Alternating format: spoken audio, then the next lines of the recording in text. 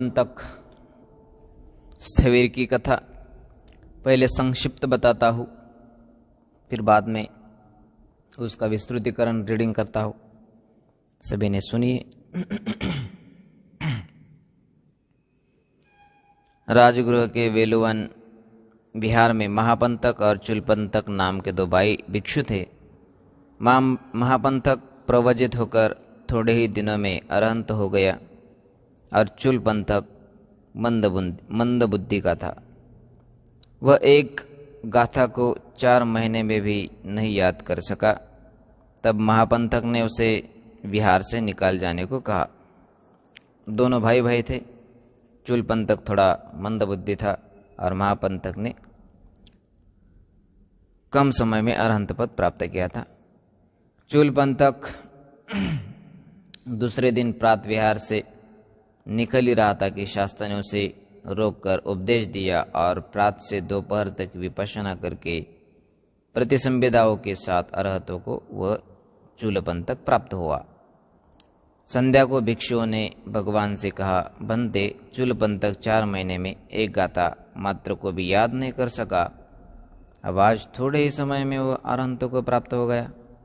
तब भगवान ने भिक्षुओं, उद्योगी पुरुष लोकोत्तर धर्म को प्राप्त करता ही है, यह कहकर इस गाथा को कहा। उत्थानेन पमादेन संयमेन दमेन च दीपंकैराथ मेधावी यं ओघो नाभिकीरति। मेधावी माने बुद्धिमान पुरुष उद्योग के सहारे अप्रमाद पूर्वक संयम और दमन द्वारा अपने लिए ऐसा दीप बनाता है जिसे बाढ़ नहीं डुबा सकती।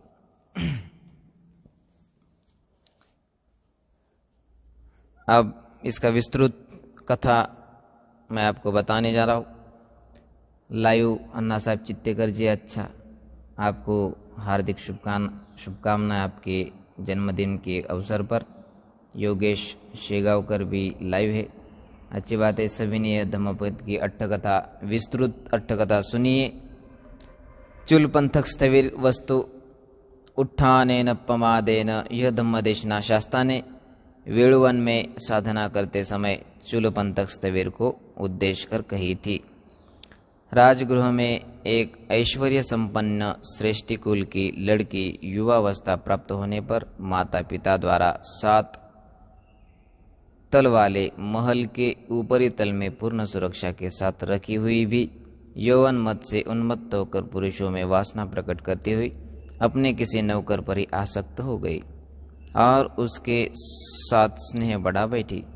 कुछ समय बाद वह हमारे इस दुष्कर्म को दूसरे लोग न जान जाए, इस आशंका से भय मानकर यूँ बोली, हम इस स्थान पर अब नहीं रह सकते। यदि मेरे माता पिता इस दोष को जान जाएंगे तो मेरे शरीर के टुकड़े टुकड़े कर देंगे।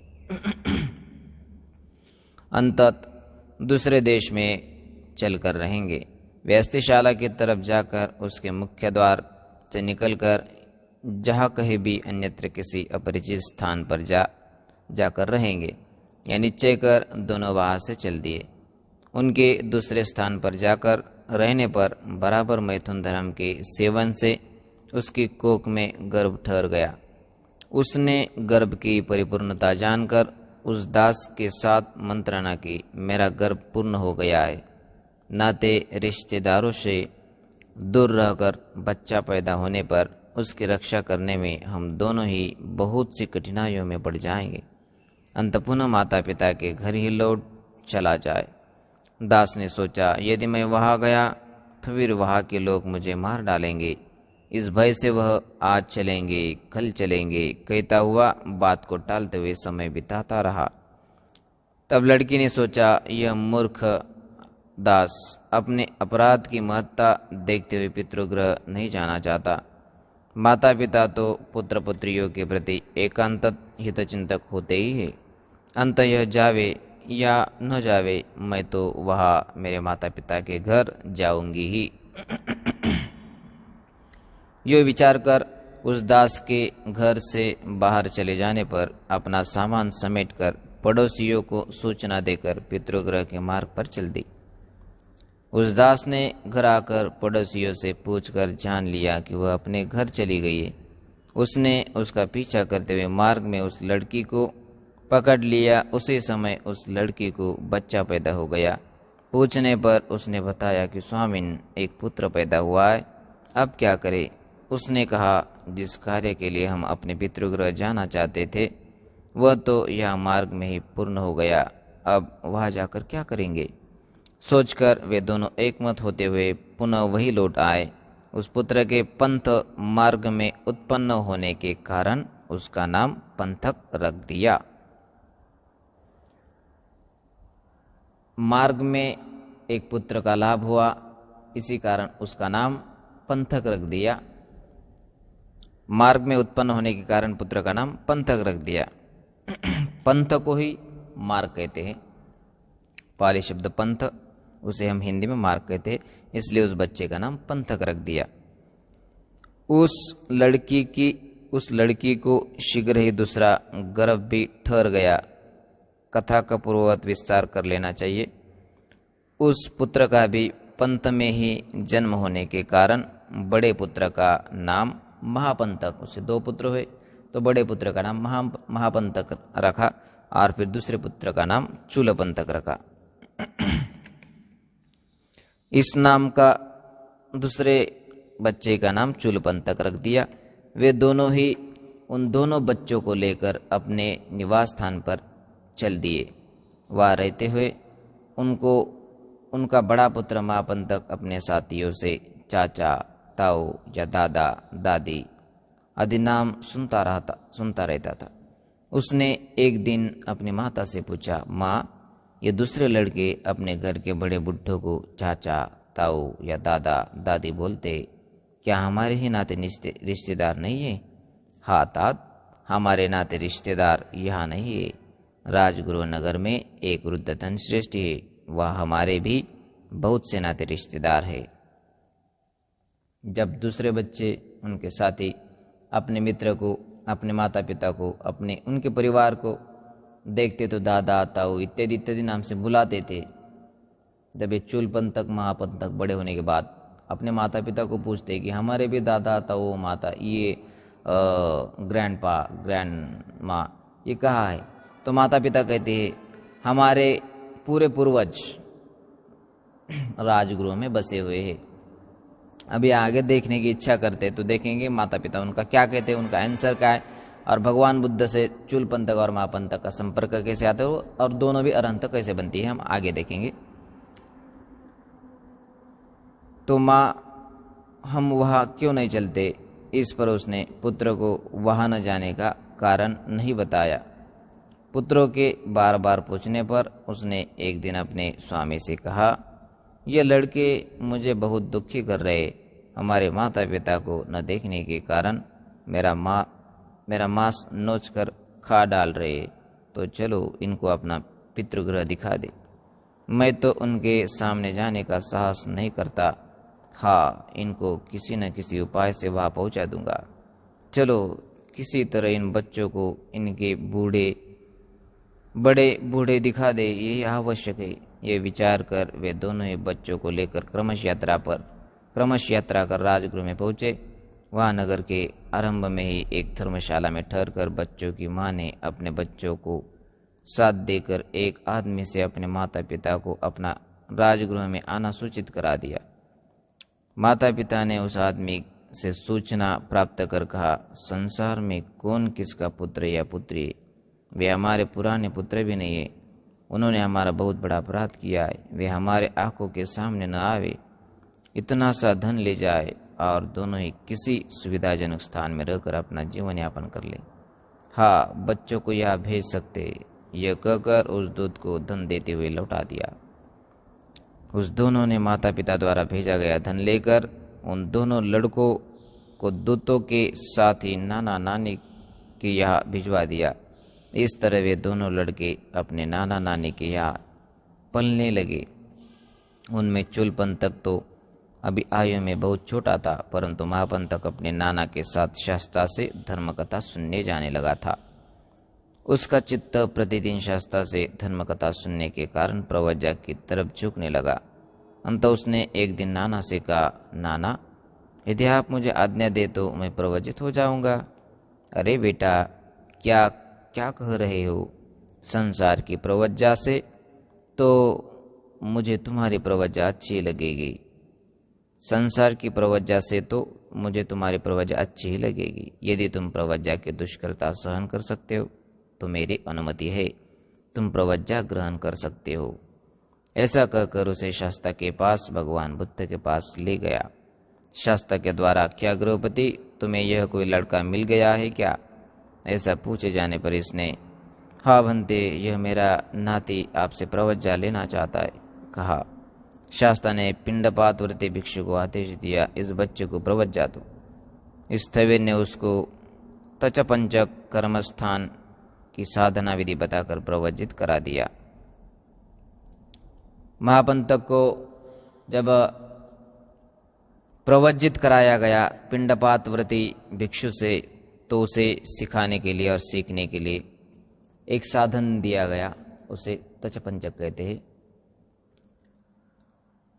केसा, लोमा, नखा, दंता, तच्चो, इसे हम तचपंचक कहते हैं।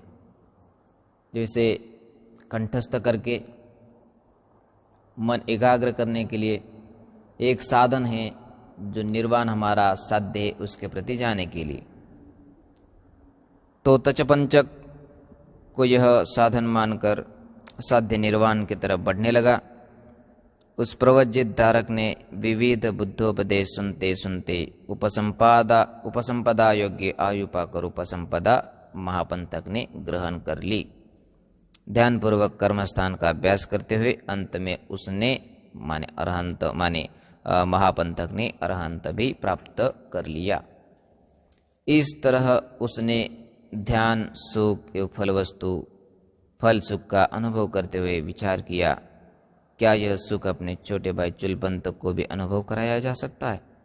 तब वह अपने पूर्व नाना श्रेष्ठी के पास जाकर बोला, महाश्रेष्ठी, यदि आप अनुमति दे तो मैं चुलपंथक को भी प्रवचित कर लूँ।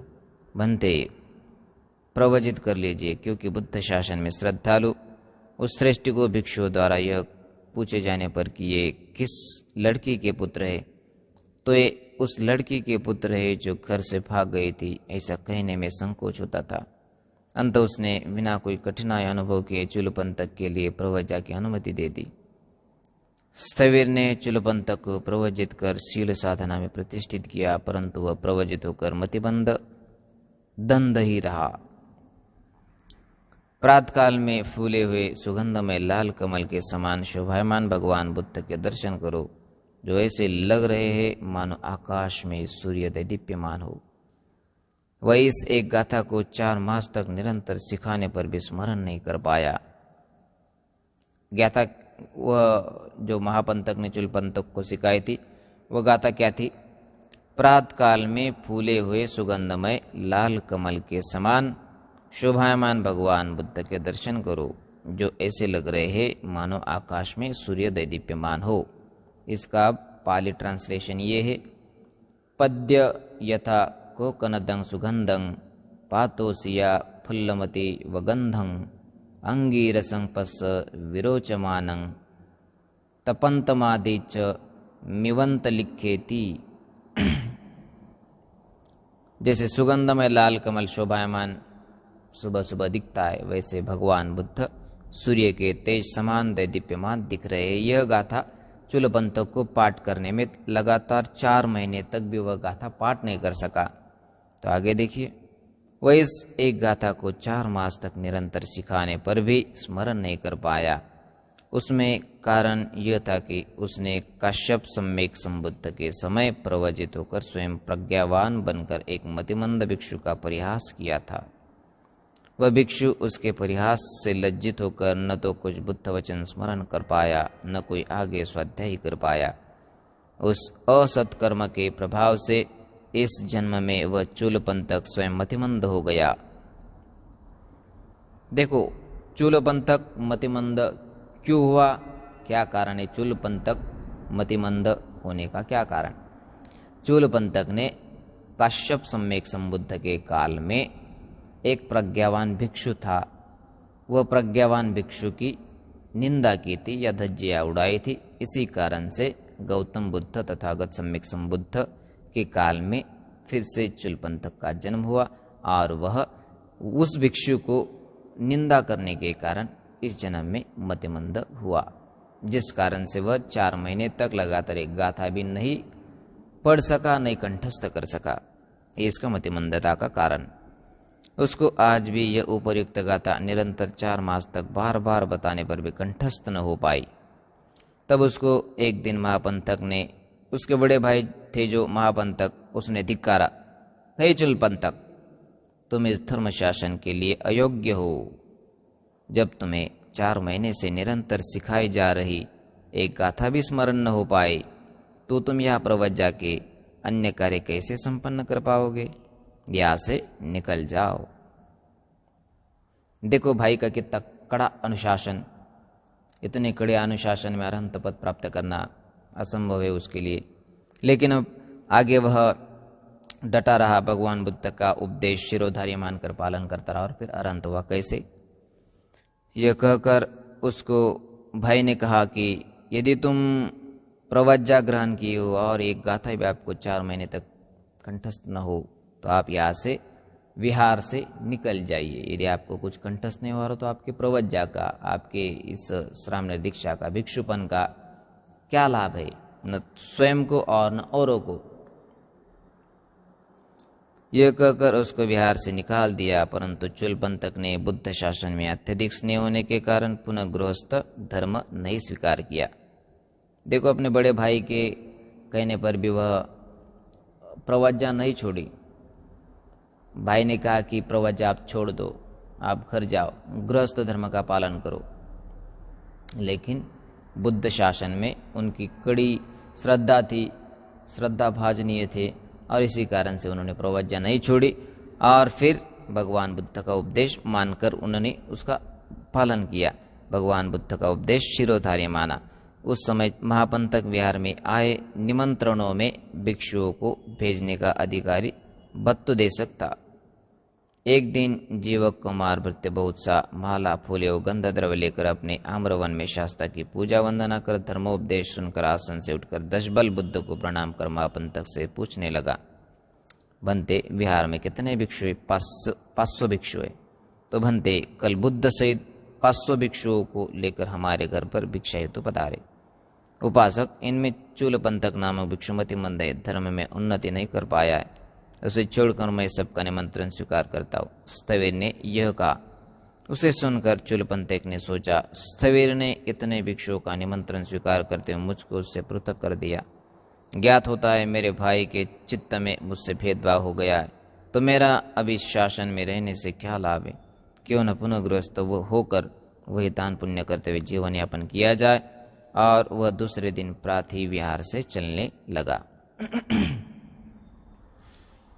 बुद्ध काल में महापंथक एक भत्तुदेशक था, माने कोई उपासक यदि आपने घर में भोजनदान रखता तो भोजनदान रखने के बाद वह उपासक विहार में जाकर उस भत्तुदेशक भिक्षु को पूछता, महापंथक को, कि भंतिजा आपके विहार में कितने भिक्षु है? 500। तो उपासक कहते 500 भिक्षु को आप हमारे घर भोजन के लिए, भोजनदान के लिए पधारिए सबके साथ। यदि बुद्ध हो, बुद्ध प्रमुख भिक्षु संघ हो तो सभी के साथ हमारे घर पहुँचिए।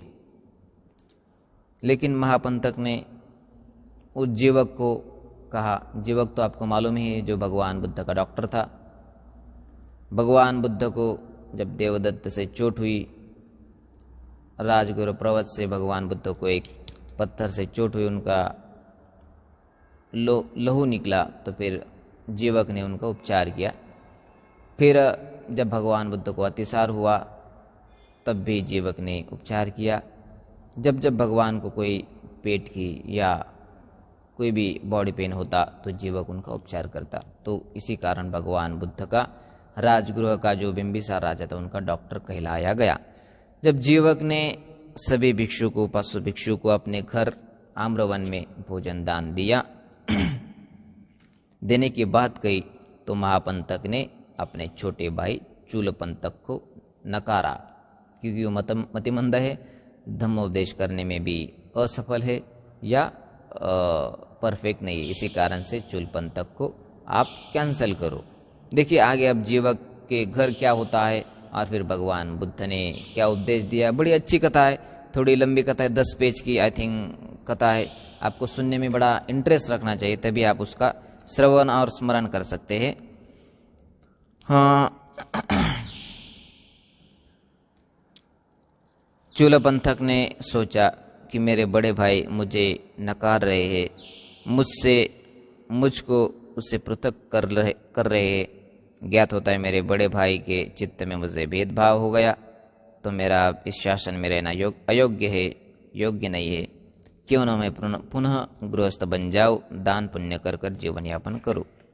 तो विहार से वह चलने लगा, विहार से वह जाने लगा गृहस्थ धर्म स्वीकारने के लिए। शास्ता प्रातकाल ही करुणामय दृष्टि से लोक का अवलोकन करते हुए इस घटना को देखकर पहले ही जाकर चूलपंथक के जाने के मार्ग में एक कोष्ठक के द्वार पर संक्रमण करने लगे। चूलपंथक वहां से जाते समय शास्ता को वह उसके पास जाकर प्रणाम कर ठहर गया। तब शास्ता ने उसको पूछा, चूलपंथक इस समय तुम कहाँ जा रहे हो? बंदे, मेरा बड़ा भाई महापंथक मुझे विहार से निकाल रहा है, अंत में पुनः गृहस्थ धर्म में सम्मिलित होने जा रहा हूँ।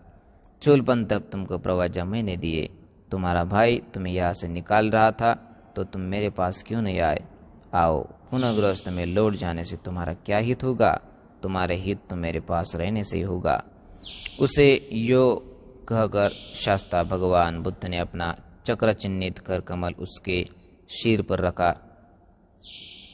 चक्र चिन्हित कर कमल उसके शीर पर रख उसे अपने साथ ले जाकर गंधकुटी के सम्मुख बैठाकर उसे कहा, चूलपंथक तुम पूर्वाभिमुख बैठकर इस जीर्ण वस्त्र को बराबर इसका मैल कट जाए, इसका मैल कट जाए, इसका मैल कट जाए ऐसा कहते हुए ध्यानपूर्वक देखो।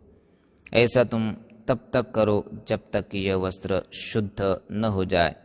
इस तरह भगवान अपने रुद्धि प्रभाव से उस जीर्ण वस्त्र को परिशुद्ध कर समय बताए जाने पर भिक्षु संघ के साथ जीवक के घर जाकर प्रज्ञप्त आसन पर जा बैठे। उधर चूलपंथक भी सूर्य की तरफ देखता हुआ उस जीर्ण वस्त्र को इसका मैल कट जाए, इसका मैल कट जाए, इसका मैल कट जाए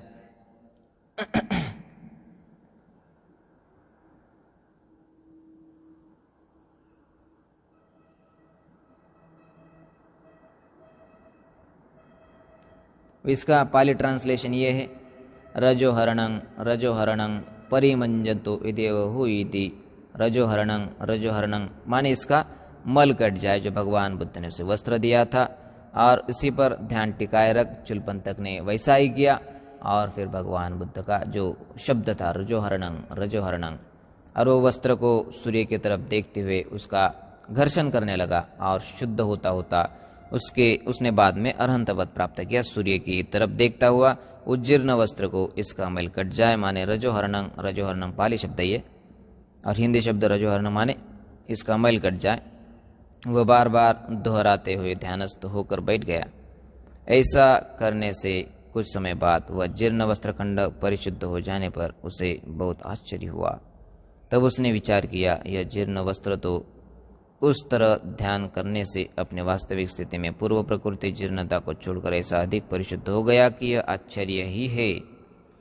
तब उसने भगवान के उपदेश के अनुसार सभी संस्कार अनित्य है, इस तरह संस्कारों के क्षय एवं व्यय पर ध्यान देते हुए अपना विपश्यना कर्म बढ़ाया।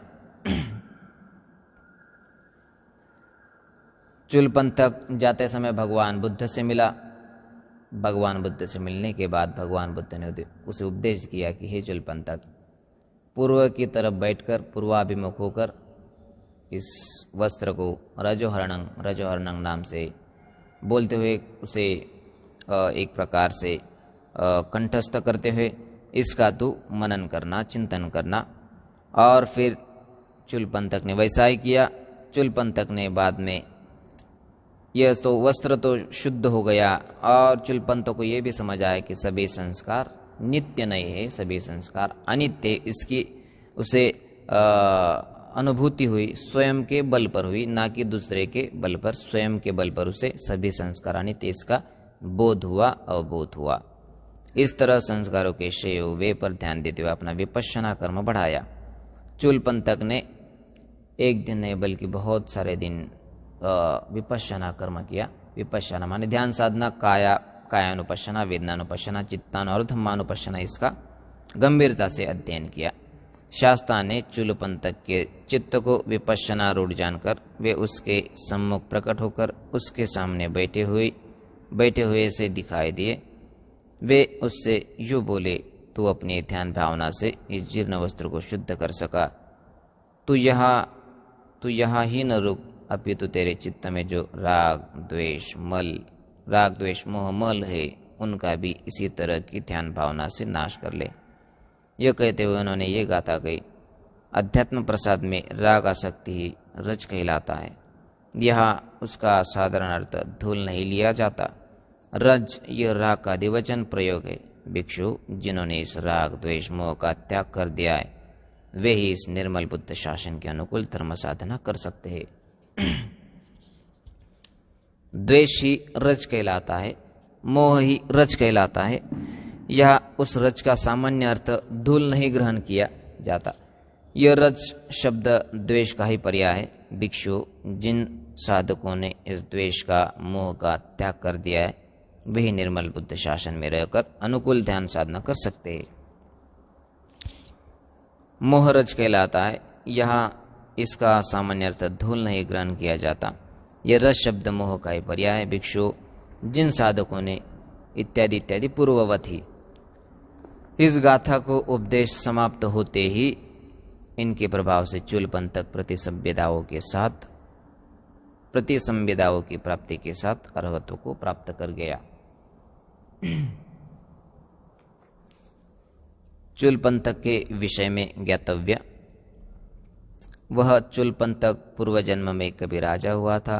कभी नगर में घूमते हुए उसके ललाट मस्तक पर पसीना आ गया।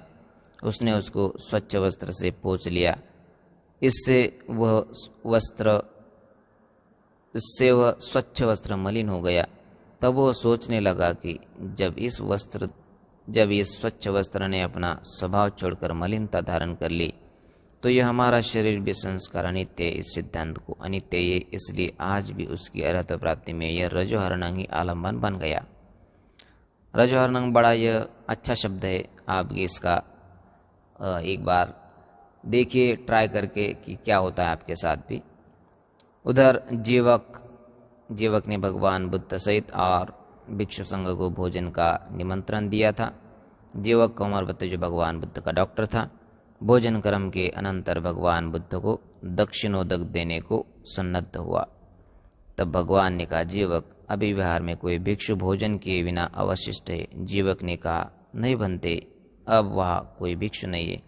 शास्त्र ने कहा, अभी वह जीवक कोई भिक्षु है। तब जीवक ने किसी भृत्य को बुलाकर कहा, अरे भाई, तुम स्वयं जाकर देखो कि विहार में कोई भिक्षु है या नहीं। उस समय चूलपंथक ने सोचा, मेरे रहते हुए भी मेरा भाई विहार में भिक्षु नहीं है ऐसा कहता है, तो अब मैं उसको विहार में भिक्षुओं का अस्तित्व दिखाऊंगा। तब उसने अपने रुद्धि प्रभाव से, रुद्धि बल से समस्त आम्रवन भिक्षुओं से भर दिया। तत्काल वह ऐसा दिखाई देने लगा कि कोई भिक्षु अपना चीवर सिल रहा है, कोई चीवर रंग रहा है, तो कोई स्वाध्याय कर रहा है। इस तरह उस पुरुष ने आकर विहार में परस्पर समानाकृति हजारों भिक्षु देखे। उसने ऐसा देखकर वापस लौटकर जीवक कुमार भृत्य को बता दिया कि समस्त आम्रवन भिक्षुओं से व्याप्त है। उधर चूलपंथक स्थविर भी अपने आप को हजार भिक्षुओं के रूप में परिवर्तित कर उस रमणीय आम्रवन में बैठा रहा। इस तरह कुछ समय बीत गया। तब शास्त्रा ने उस पुरुष को कहा, विहार में जाकर शास्त्रा चूलपंथक को बुला रहे, ऐसा जाकर कहो। उस पुरुष ने पुनः विहार में जाकर यही कहा तो सभी भिक्षु एक साथ मैं चूलपंथक हूँ ऐसा बोलने लगे। उस पुरुष ने पुनः आकर बताया कि वह तो सभी भिक्षु अपना नाम चूलपंथक बता रहे। शास्त्र ने कहा, तो फिर वहां जा और जो उनमें सर्वप्रथम अपना नाम चूलपंथक बतावे उसको हाथ से पकड़ कर लेना, तब अवशिष्ट भिक्षु अनर्हित हो जाएंगे। उस पुरुष ने जाकर वैसा ही किया तो सब भिक्षु वे अंतर्धान हो गए। तथा चूलपंथक स्थविर उस पुरुष के साथ जीवक के घर आ गया। चूलपंथक द्वारा भोजन करने के बाद शास्ता ने जीवक को आदेश दिया, जीवक चूलपंथक का पात्र उठाओ, आज वही भक्तानुमोदन करेंगे, भोजन दान अनुमोदन करेंगे। जीवक ने आज्ञा का पालन किया। स्थविर जीवक ने भी सिंहनाद करते हुए तरुण सिंह की तरह तीनों पिटकों से संग्रहित बुद्ध वचनों से अनुमोदन किया। तब शास्ता ने आसन से उठकर भिक्षु संघ से परिवृत्त होकर विहार में जाकर भिक्षुओं द्वारा अपना आगामी कर्तव्य पूछने पर गंधकुटी के सम्मुख ठहरकर भिक्षु संघ को बुद्धोपदेश देकर उन्हें कर्मस्थान साधना के उपाय बताते हुए भिक्षुओं को उसमें लगाने के बाद गंधकुटी में जाकर सिंह सैया से दक्षिण पार्श्व होकर लेट गए। तब सायंकाल के समय भिक्षु इधर उधर से इकट्ठे होकर लाल कंबल ओढ़े हुए से बैठकर शास्ता का यशोगान करते हुए यूँ कहने लगे, आयुष्य मानो महापंथक ने तो चूलपंथक के मनोभाव को न जानते हुए वह 4 मास में एक गाथा भी कंठस्थ न कर सका। अंत यह मूर्ख है कहकर उसको विहार से निकाल दिया था, परंतु भगवान ने अपने अद्वितीय धर्मरास्ता के सहारे एक ही भोजन काल में इसको प्रतिसंविदाओं के साथ अर्हत प्राप्त करा दिया। प्रतिसंविदाओं के साथ साथ तीनों पिटक भी उसे अधिगत हो गए। बुद्धों का धर्मबल महान है। ये कथा आपको समझ ही आई होंगी। भगवान बुद्ध ने जीवक को कहा था कि एक अवशिष्ट भिक्षु है जो विहार में बैठा हुआ है। एक उपासक को भेजा, उपासक को एक भिक्षु नहीं दिखाई दिया बल्कि हजारों भिक्षु दिखाई दिए। चूलपंथक ने ऐसा रुद्धिबल किया था कि मैं एक न दिखूं बल्कि 1000 भिक्षुओं में दिखूं। तब वह उपासक फिर भगवान बुद्ध के पास लौटता है और फिर बोलता है कि वह एक भिक्षु नहीं बल्कि 1000 भिक्षु होंगे। तो फिर भगवान बुद्ध से कहते तो फिर वहाँ जा चूलपंथक के पास, और फिर वहाँ जाकर के उस चूलपंथक भिक्षु को कहना कि बनते जी भोजन दान के लिए पधारिए, और हाथ जोड़कर विनंती करता है। और चूलपंथक बनते जी का हाथ पकड़कर उन्हें भोजन दान के लिए जीवक को अमरवृत्त किया घर पर लाता है।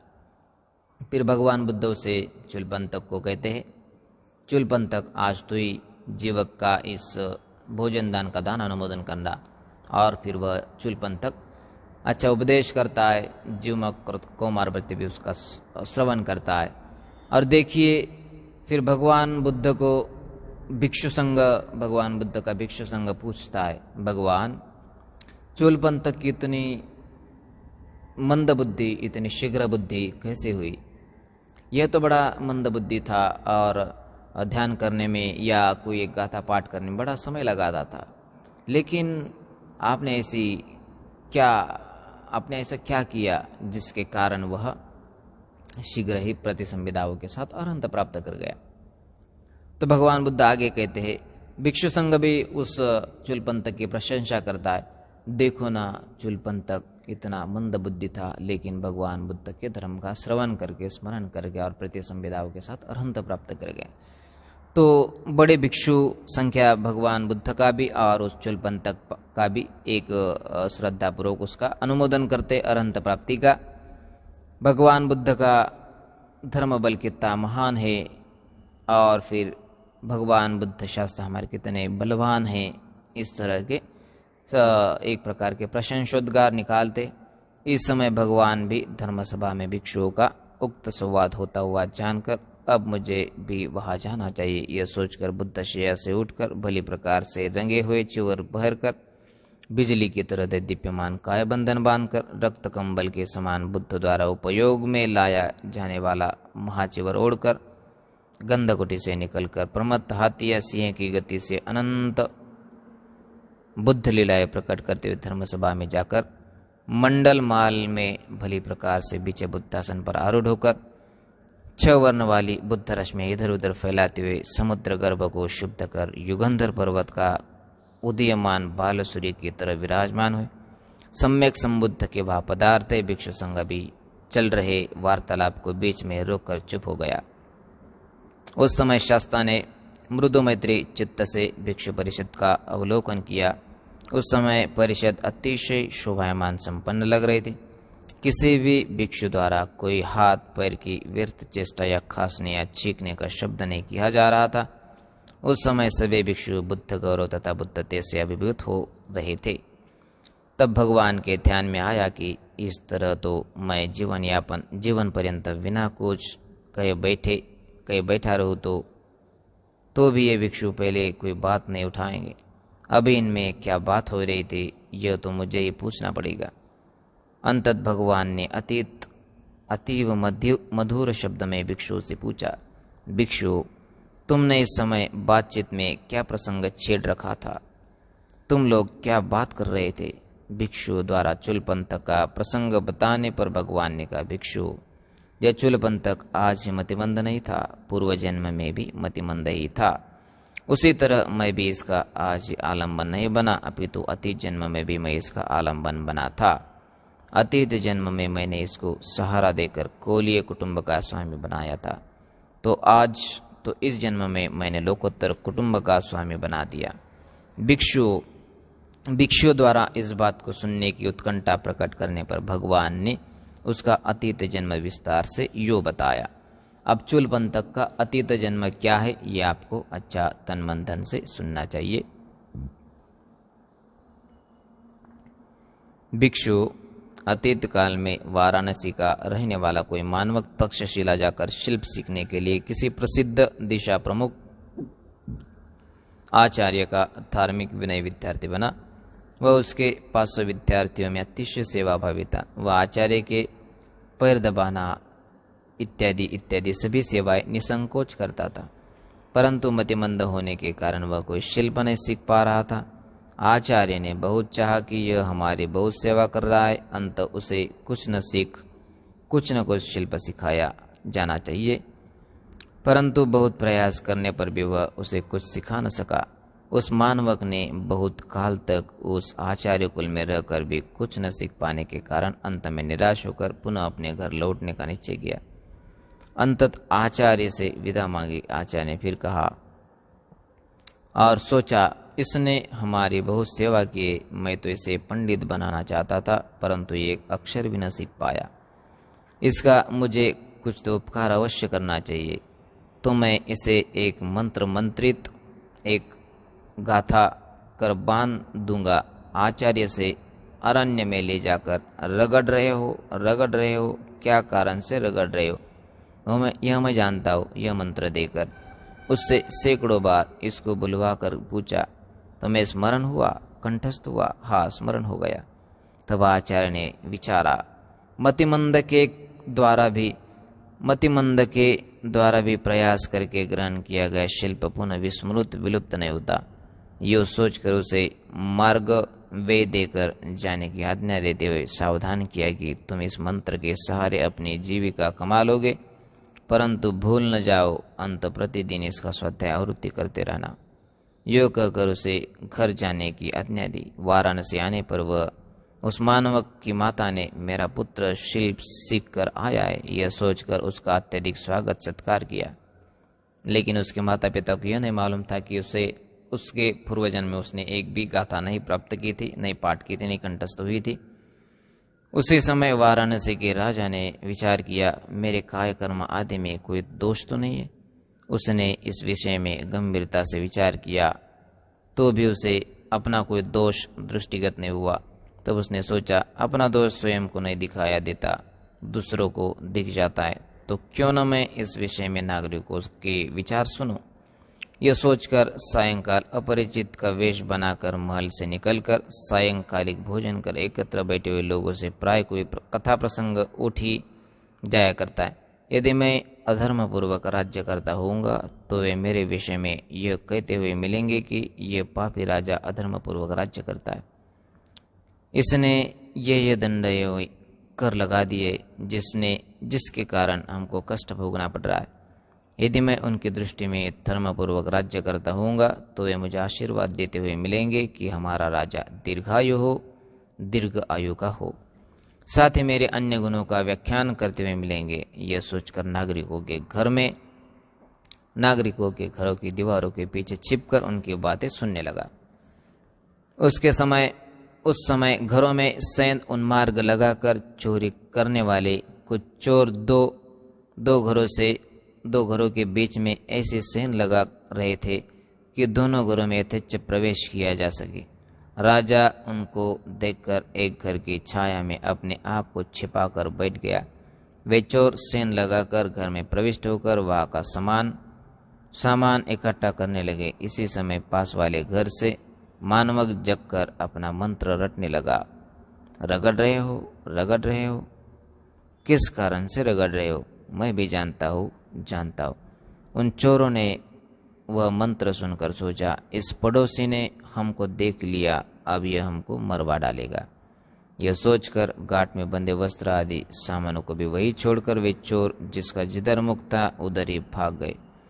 राजा उनको भागते हुए देखकर तथा दूसरे पुरुष द्वारा उक्त मंत्र पढ़ते हुए सुनकर उस घर को चिन्हित कर नागरिकों को एकत्र कर सब घटना बताकर पुनः अपने महल में आ गया। रात्रि बीत जाने पर प्रातःकाल होने पर राजा ने एक राजपुरुष को बुलाकर आज्ञा दी, अरे तुम जाओ, इस नगर की अमुक गली में रात्रि को एक घर में चोरों ने सेन लगाए। उस घर में तक्षशिला से शिल्प सीख कर आया हुआ एक मानव रहता है, उसे बुला कर लाओ। राजपुरुष जाकर उस मानव को बुला लाया। तब राजा ने इस मानव से पूछा, क्या भाई तुम तक्षशिला से कोई शिल्प सीख कर आए हो? हाँ महाराज। तो वह शिल्प हमें भी सिखा दो। ठीक है देव, मेरे समान आसन पर बैठकर सीख ले। राजा ने वैसा ही कर मंत्र सीख कर उस मानव को दिया। आचार्य, यह आपका दक्षिणा भाग है, कहकर 1000 मुद्राएं दी। तब कभी उस राज्य के सेनापति ने राजा के नाई कल्पक को बुलाकर पूछा, अब राजा की दाढ़ी कब बनाओगे? कल या परसों। मेरा भी एक कार्य ही करोगे? क्या हुआ स्वामिन? तुम राजा की दाढ़ी बनाते समय उस तरह को अति तीक्ष्ण कर उससे उनका गला काट देना, तब मैं राजा बन जाऊंगा और तुझे सेनापति बना लूंगा। नाई ने ठीक है कहते हुए राजा की दाढ़ी बनाने के दिन राजा की दाढ़ी के बाल गंधोदक से गीले कर उस तरह उठाकर ललाट तक ले जाकर उस तरह की थार कुछ कुंठित है, यह सोचकर उसे पत्थर पर खींचने रगड़ने लगा। उसी समय राजा भी अपने मंत्र का स्मरण कर उसे रटने लगे। रगड़ते हो, किस लिए रगड़ते हो? मैं भी उसे जानता हूँ।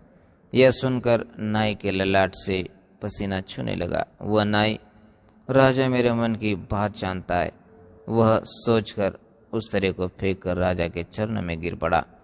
सभी राजा बुद्धिमान एवं बात को समझने में चतुर होते हैं। तत्काल राजा ने नाई से कहा, अरे दुष्ट नाई, राजा मेरे मन की बात नहीं जानते, यह दिखाने के लिए नाटक कर रहे हो। महाराज मुझे अभय प्रदान करे तो मैं सत्य बात बताऊं। ठीक है, डरो मत, सच बात बताओ। अब सच बात क्या बताया राजा ने? देखिए, राजा को उस नाई ने सच बात क्या बताई। महाराज, सेनापति ने मुझको 1000 मुद्रा का प्रलोभन देकर कहा था, राजा की दाढ़ी बनाते समय उनका गला काट देना तो मैं राजा बन जाऊंगा, तब तुझे सेनापति उस नाई को बना दूंगा। सेनापति ने कहा था नाई को कि राजा का तू गला काट देना, तब सेनापति राजा बनेगा और जो नाई था उसे सेनापति बनाऊंगा। ऐसा सेनापति का एक कट था, कॉन्स्पिरेसी थी।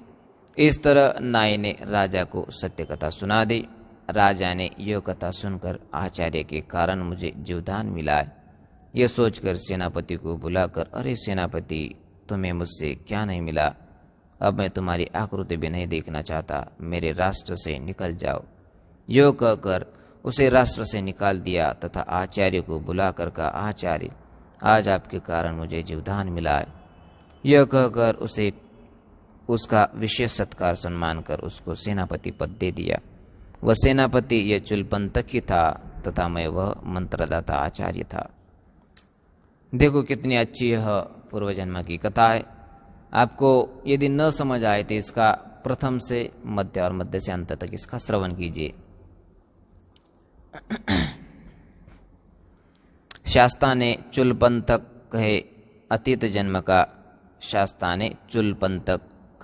जन्म का घटनाक्रम बताकर कहा, भिक्षु, इस तरह यह चुलपंथक अतीत काल में भी मतिमंद ही था।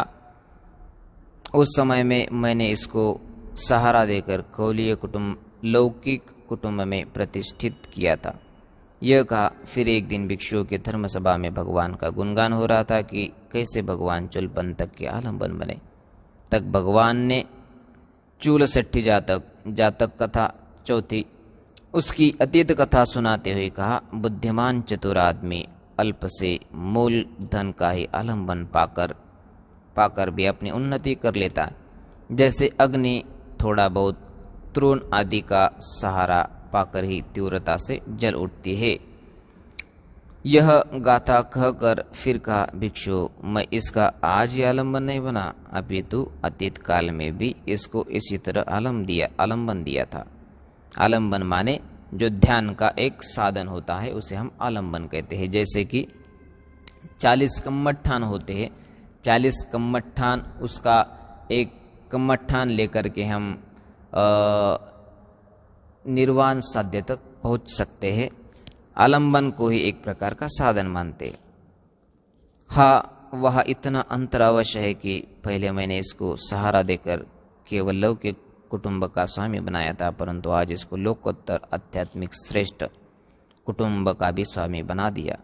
उस समय यह चूल श्रेष्ठी का अंत्यवासी चूलपंथक ही बना था, और वह चूल श्रेष्ठी पंडित, कुशल, नक्षत्र विद्वान में था। इस तरह भगवान ने चूल श्रेष्ठी जातक की कथा सुनाई। फिर एक दिन धर्मसभा में प्रसंग चल पड़ा। आयुष्मानो, जो चूलपंथक 4 मास में एक गाथा भी कंठस्थ नहीं कर पाया था, उसने आज बिना कुछ विशेष श्रम किया हो तो प्राप्त कर लिया। आज वह लोकोत्तर धर्म कुटुंब का स्वामी बन गया। इसी समय शास्त्र ने वह आकर भिक्षु से पूछा, भिक्षु, मेरे द्वारा बताए हुए इस धर्म पद्धति से अल्प भी उद्योग करने वाला भिक्षु लोकोत्तर धर्म का स्वामी बन ही जाता है। यह कहकर शास्त्र ने यह गाथा कही। उत्थानेन पमादेन संयमेन दमेन च दीपंकैरात मेधावी यंगोगो नाभिकीरति। इसका अर्थ, हिंदी अर्थ, बुद्धिमान पुरुष उत्थान अप्रमाद माने आलस न करना, संयम एवं दमन के माध्यम से स्वयं को ऐसा द्वीप शरण स्थान बना ले जिसे विकार रूप जल प्रवाह घेर न सके। अब यह गाथा का स्पष्टीकरणार्थ वह दीपंकैरात का व्याख्यान है। वीर्य रूपी उत्थान, स्मृतिमान अविप्रवास, मृत्यु का सातत्य रूप अप्रमाद, 4 परिशुद्धियों से युक्त शील रूप संगम एवं इंद्रिय निग्रह, इन कारणभूत 4 धर्मों से धर्मोज स्वरूप प्रज्ञा से युक्त होकर बुद्धिमान साधक की कठिनता से प्रतिष्ठित होने योग्य अति गंभीर संसार सागर में स्वकीय प्रतिष्ठा रूप अनंत फल को द्वीप शरण स्थल बनाने का प्रयत्न करे। कैसा द्वीप? यंग ओघो नाभिकीरति, जिसको चतुर्विद दुखोग भी नष्ट करने में समर्थ नहीं हो सकता।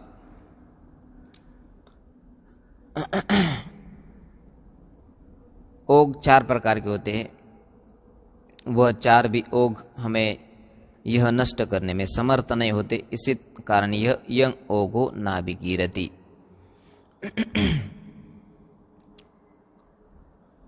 कहने का तात्पर्य यही है कि बड़े से बड़ा दुख का बवंडर चक्रवात भी अरहंत को नष्ट नहीं कर सकता।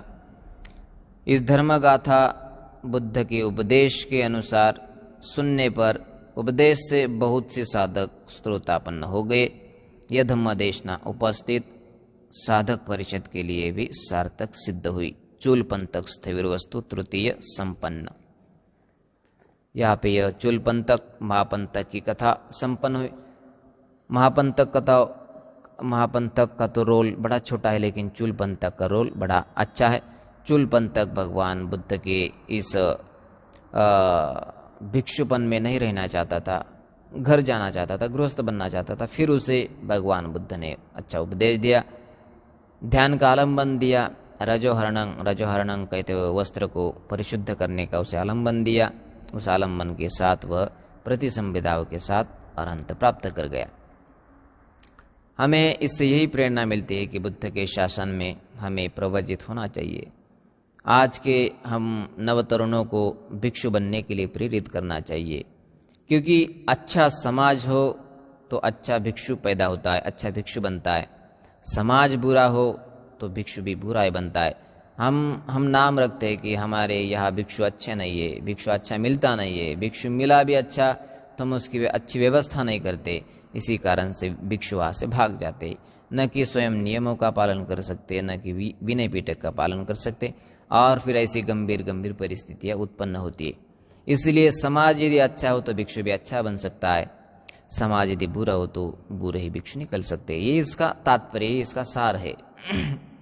क्योंकि अच्छा वृक्ष हो तो फल अच्छा देगा, यदि बुरा वृक्ष हो, बुरा माने जैसे नीम का वृक्ष हो, नीम के वृक्ष से हम आम की कैसी अपेक्षा कर सकते हैं, और आम के वृक्ष से हम नींबू की कैसी अपेक्षा कर सकते हैं। इसलिए समाज यदि अच्छा हो तो अच्छे भिक्षु पैदा हो सकते, अच्छे भिक्षु समाज कार्य कर सकते।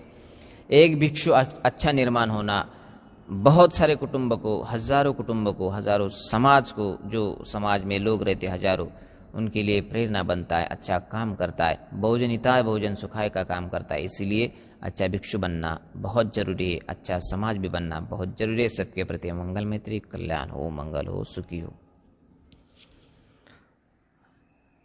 सभी ने धम्मदेशना सुननी चाहिए। विनोद खरात, गौतम मगरे, देवीदास सावले, विष्णु गाडगे, अण्णासाहेब चित्तेकर, योगेश सिगावकर, सभी ने धम्मदेशना सुनी। सबके प्रति मंगल मैत्री, सबका मंगल हो, कल्याण।